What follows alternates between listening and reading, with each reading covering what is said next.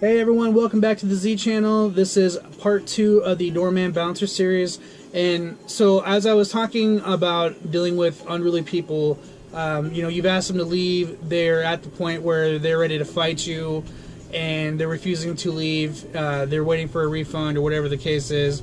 And, let's say management's like, hey, we're not going to refund him his money. He needs to get the hell out of here right now. Okay, hey sir, you know what? You're not getting a refund. We've asked you to leave. If you don't leave, we're going to call the cops. You're at that stage, and right now this is where you need to either kind of get physical and escort the gentleman out. And a lot of the times the best way to do it is just to try to grab the one inside arm.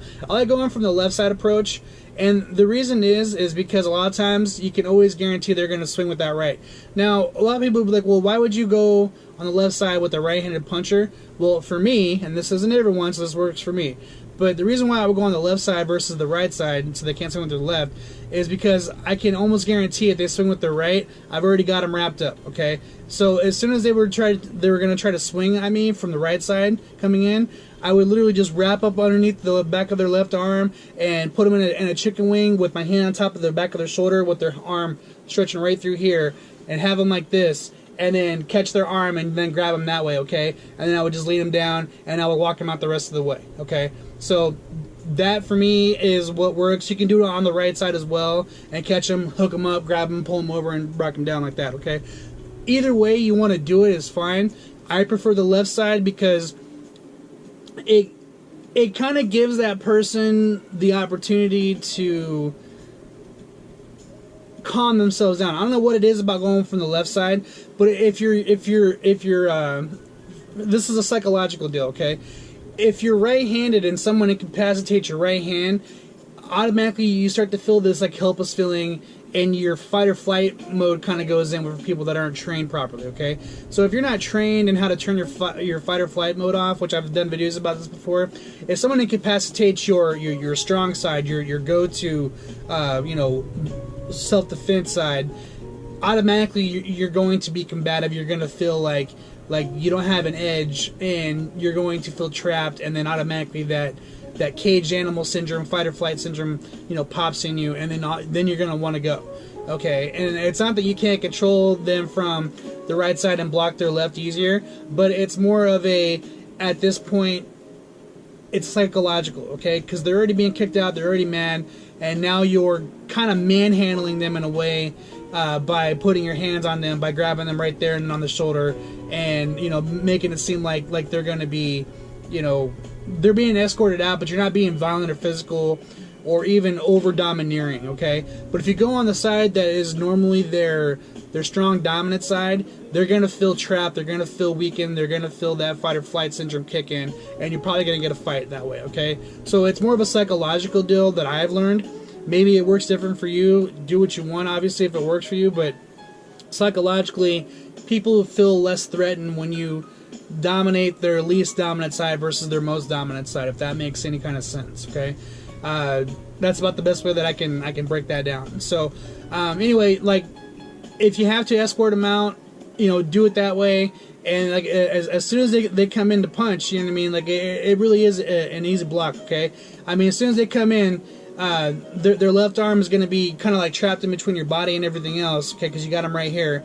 And so as soon as they go in, you just block it over on this side, wrap up underneath, and just slam them down. And you got him right there, and he's not going anywhere, okay? You got him in a chicken wing all the way up to the top of the shoulder. Their arms are going to be back here at the back, up towards the back of their head, and you're going to have them on the shoulder, and you're going to have their dominant arm at this point in time. They can still walk forward, and you can guide them, and there's nothing they can do to you at this point. They might be able to like reach down and maybe get like a bite on you, but if you forcefully keep your arm, your hand on their shoulder, grab the meat. There's the meat on your shoulder right here. If you grab the meat of their shoulder and pinch down, there's like a nerve in there. It'll definitely help, okay? And if you need to, you can always go up for this part in the back of the ear with your thumb and just, get them right there if you have to, okay? And you still have them in the lock. Their arm's still locked up back here, all right? So that has worked several times, and it's just one of those things where you have to, you got to be smarter than the drunk guy. You got to be in control of the situation. And you don't want to hurt the person, obviously, because they're drunk and they're vulnerable and they're not thinking straight. I mean, on any other given situation or any other given day, if they were not drunk, they would probably be a very nice person to know. You'd probably get along with them, maybe hang out with them, barbecue with them, whatever the case is. But because this one night they got drunk and stupid, you know, we've all had that friend, and most of us have all been that guy that got, you know, drunk and was a jerk and a butthead while on about with friends and family or whatever the case. So, you know, look at it from that perspective, that it's one of those deals you have to have a little bit of compassion, sympathy, empathy, whatever you want to call it, and just realize that, you know, hey, he got drunk, he had a bad night, you know. Now, if the person keeps coming in and pulling that kind of crap, obviously you guys might want to 86 the customer, or maybe cut down their drink amount, things like that. I know in some places they would tell people, hey, you've got a 1 drink minimum or maximum, and then you got to go. Things like that. So it just depends on the person. I mean, you don't want to turn business away, because that's how you know, make money. But you got, at the end of the day, you have to think about people's safety. You have to think about your liability legally, criminally as well, criminally and civilly for the legal part of it. And so, you know, that's a big thing. And then the other part of it is let's say that there's a huge fight. Let's say there's, like, you know, a crowd of dudes and another crowd of dudes, and, you know, they don't like each other because they're gang related, or, you know, someone did someone's sister dirty, or I don't know, whatever. You know, I've seen all kinds of different situations happen where people get into crazy fights over the dumbest stuff, but it was big enough to cause, you know, an all-out brawl. And so all you can do at this point in stage is just start throwing bodies around, okay? Like, if you see people fighting, you got to get in there, you got to bum rush it, and just deal with it one at a time. So, you know, if you have to get in, grab one person, throw them out of the way, get in front of the other person's face, get out of here right now, and just kind of, like, you know, be the bull, be the bull in the circle, okay? You kind of have to change that whole approach of, you got to get rowdy too, but you also want to make sure that you're not getting hit in the back of the head with a bar stool or a bottle, or, you know, someone breaks a bottle and tries to stab you with it, things like that. Like, you got to be really, you know, head on a swivel, and you have to be able to go in there and control the situation as fast as possible. The quicker you jump in to stop the fight, the less damage is going to happen, the less property damage is going to happen, and it's like one of those things, like, where I've seen a lot of fights happen, and the police never get called, but people got their butts kicked, people got foobar, people got, you know, hurt pretty bad. So it's one of those things, you have to look at it from the entire spectrum, start to finish, of, you know, how do you stop a fight between 20 plus people? You know what I mean? And the biggest thing is you have to be that commanding presence and get in there, okay? You don't have to be the biggest guy in the world to stop a brawl, all right? But it does help, you know? But just having that presence, having that tone of voice, all of it, you know, bring people back down to reality when they're drunk. Like, hey guys, guess what? Everyone's gonna go to jail. As soon as someone throws a punch, it's all on camera. You guys are all on camera. We have all of your IDs underneath here. We know who you are. If you guys do anything, you're gonna get in trouble. You're gonna go to jail. Is it worth it? No, it's not. I need you guys to leave. Get out of here. Have a good night. All right? And they're gonna talk shit. They're gonna call you names. They're gonna do whatever. It doesn't matter. Your job as a bouncer and a door guy is to keep everyone safe, to keep the peace, to not let anyone else get hurt. No property damage. You know, things like that. So you have to be able to affect those things all at the same time and really be smarter than all these people together, okay? But the biggest thing that you can do as far as the psychology of dealing with people is reaffirm the consequences and responsibilities of their actions, because they're going to get in trouble. All right? Even a completely stupid drunk person, sometimes, not all the time, but sometimes, is going to recognize, like, oh, you know what, I really don't want to go to jail. Or maybe they've already been to jail and they don't want to go back. You know, whatever the case is, you know. And so a lot of people don't want to deal with PD. I'm not saying police are bad, and you know, I've got a lot of police friends. They're really great people, and, you know, hats off to everyone that serves in the police and fire department. You guys are awesome. You know, but it's one of those deals where a lot of people don't like the police, okay? But that is like your one safeguard. Like, hey, guess what? The police have already been called. They are on their way. My suggestion to you is you guys need to get out of here, okay? And if they refuse to leave, hey, man, we've got your ID under the camera, all right? They know who you are. All we have to do is give them your information, and what you just did is going to go to them, and you're going to go to jail. So please leave, you know, and just put that monkey back on their shoulders and let them know, like, hey, you know, like, we're not messing around. We're not messing around. If you don't leave, you're going to get in trouble. And so 9 times out of 10, they're going to disperse. They're going to leave. And yeah, they might not come back. They might come back, whatever the case is. But, you know, if they're in there fighting and causing problems, you don't want them as a customer anyway, right? So that's just kind of how that plays out. And everyone has to realize that, you know, at the end of the day, money matters to a certain extent, but getting home safe to family, making sure that people get safe or home safe to their families is way more important, because the quality of life that people want to have and live, you know, it's not worth it if every night you go into a place and there's a bloodbath and there's, you know, people that are intimidating people and being scary and, you know, making it that type of environment, okay? Like, it's not worth it as a business owner, you know, to harbor that kind of environment for people. So just keep that in mind. You know, you don't want drugs, you don't want gangs, you don't want fights. You want people to come in and have a good time, because they're going to spend more money when they're drinking and having a good time, you know.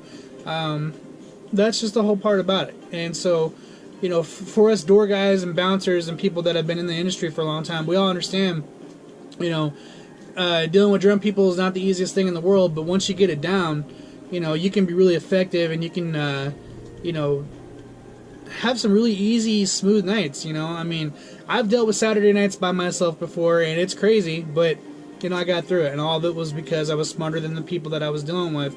And also my training in martial arts, my training in bodyguard stuff, my training and some of the trade crafts that I've gone through, you know, the gray man concepts, things like that. Just human intelligence training, psychology of fighting, all that stuff. It has made me a better doorman and a bouncer.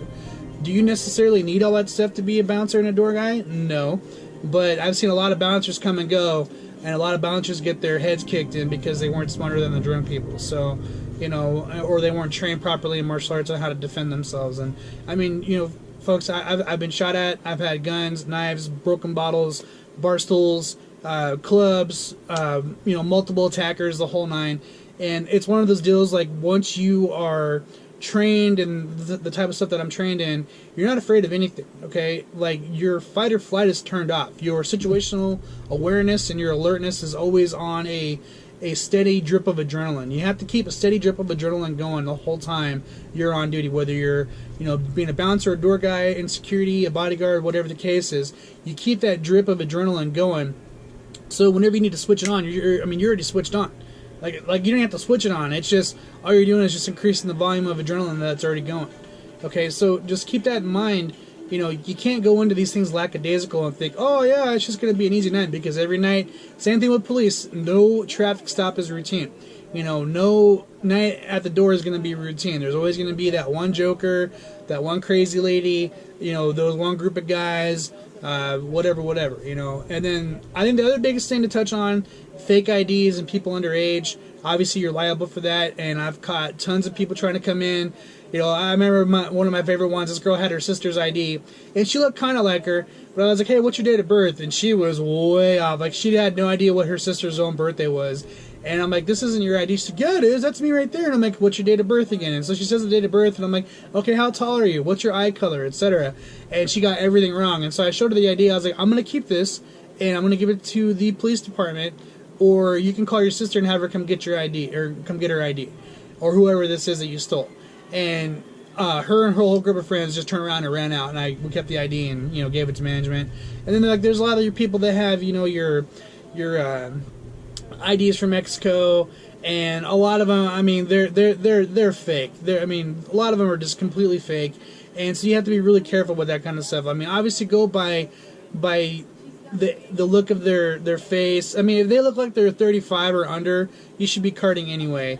And in most establishments, just because of security reasons, you should be carding everyone anyway, so you have their information in case they're that person that gets into a fight, or let's say they're a victim of something. You know, you want that information, okay, for liability reasons. And so it's really important to card everyone. It's important to, you know, question them, like, hey, what's your date of birth? Or, you know, hey, how tall are you? Or how much do you weigh? Or what's your hair color?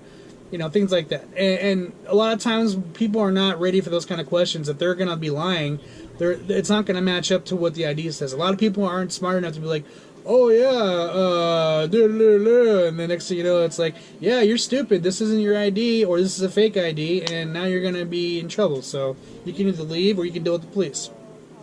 What do you want to do?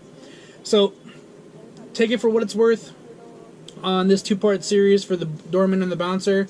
After all the years of experience that I've had, it's one of those deals where I could easily go back to being a doorman and a bouncer, and it's a good career to be able to fall back on. You know, if you ever need to make extra money, or if you ever need to, you know, make money. Period. So you know, I think it's a very hard profession. It's a very unforgiving profession in a lot of cases, and you got to be very active in what you're doing, or people can get hurt, people can get sued, you can get in trouble legally, and so make sure you know what you're doing before you get into the field. Hopefully some of these tips helped out. Drop your comments below. Please like and subscribe. Still trying to get up to that 100 mark, and I just appreciate all the support so far. So thank you for watching. Z-Man out.